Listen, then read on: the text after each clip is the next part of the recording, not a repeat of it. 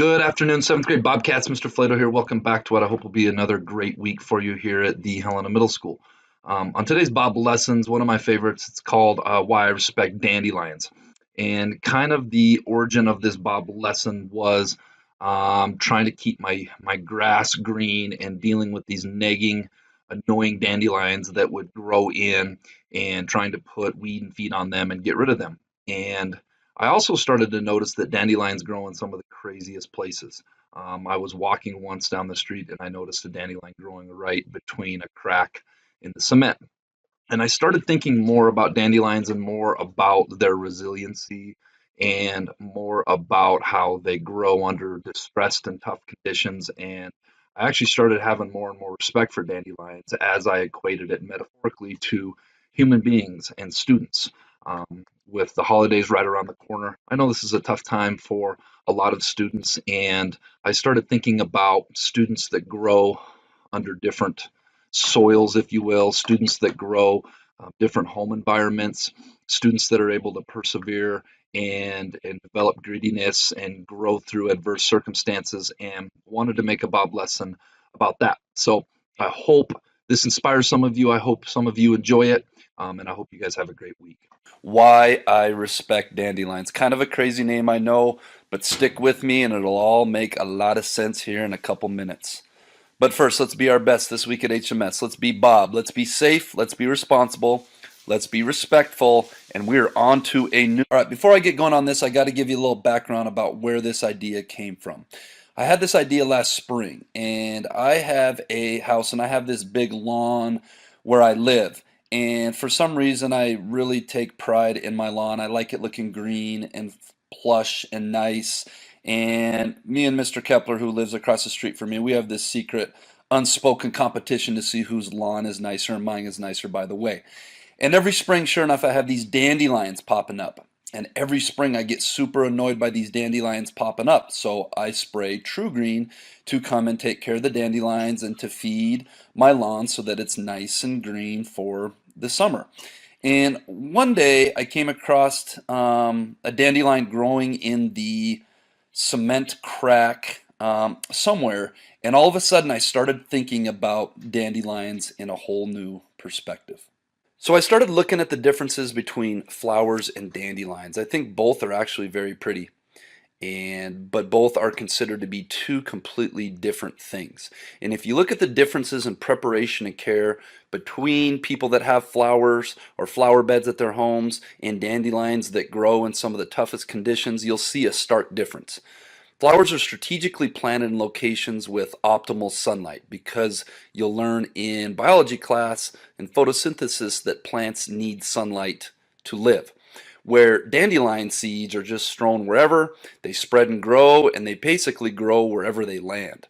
Flowers are planted in nutrient-rich soil with not just the dirt, but then some added in dirt, high levels of nutrients in there.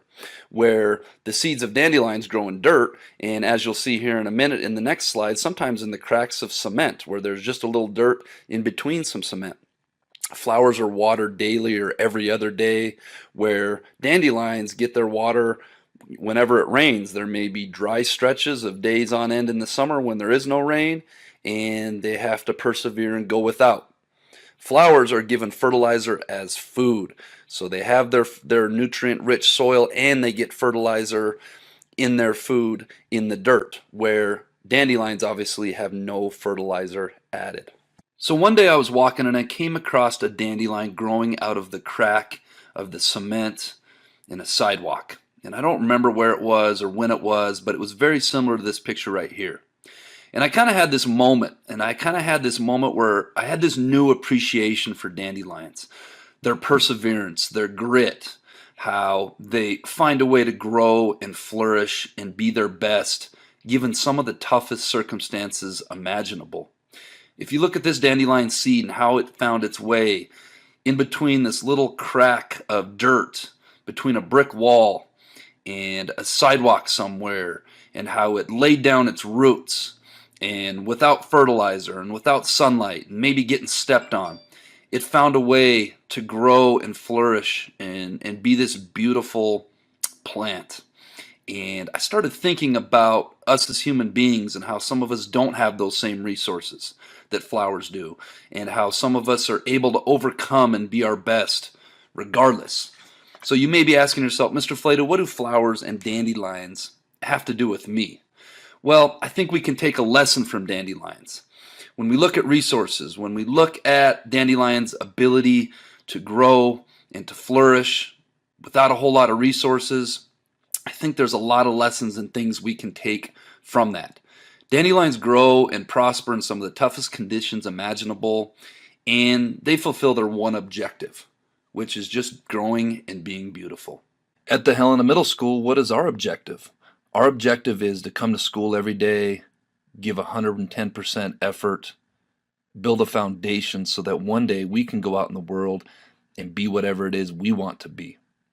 And I know that many of us come from different backgrounds with different levels of resources.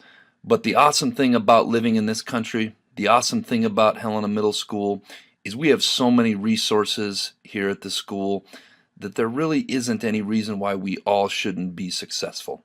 We have teachers that care about us. We have counselors that care about us, paraprofessionals, nurses, principals, cafeteria staff. You are surrounded by many adults who really care about you and your success. And whatever it is you want to be out there in life, you can be. Now, that may take persevering and getting through and showing some grit, much like the dandelion does. But if dandelions can do it, why can't we as human beings do it? So I hope you guys like this metaphor, like this comparison. I hope that inspires some of you to be whatever it is you want to be in life. My interview with Governor Bullock last year, he said education is the great equalizer, and I know a lot of our teachers believe that same thing. Through education, you can equip and empower yourself with knowledge, and with that knowledge can take you anywhere you want to go in life. But it takes getting up every day and working hard and making use of the resources here at school and having a plan and having a vision and going out and executing that vision day in, day out. Having the discipline to execute that vision even when you don't feel like you want to. When it's tough to get out of bed, or things aren't perfect at home, or things aren't perfect in your social life, blocking that out, coming to school, and being your best. This week's quote of the week is, hard work puts you where good luck can find you. Think about that. So much of everything in life is about working hard and being your... All right, let's get to... I'm Maddie Bender, and I have the Bob Behaviors of the Week. We're going to be talking about being safe in the hallway. When you leave class, make sure to have a hall pass so your teacher knows where you're at. Make sure that you're efficient getting to and from classes. It's really disruptive when you come into class late. Make sure the halls and your locker are clean. This will help students stay safe during fire drills and other drills. All right, that brings us to this week's Jelly Bean Question of the Week winners. Maria Merchant, Mace Hagman, Emma Elias, Audrey Towery, Hayden Fox, and Caleb Kuntz. What is tall when it's young and shorter when it's old? That'd be a candle, or I would have accepted a pencil, but all 6 of these students had candle, so there it is. All right, this week's Jelly Bean Question of the Week. How many months in the year have 28 days? If you think you know the answer, submit your answer to the Bob box. Make sure your first and last name's on it. Tune in next week to see if you're a winner. All right, Bobcats, let's make it a great week at the Helena Middle School.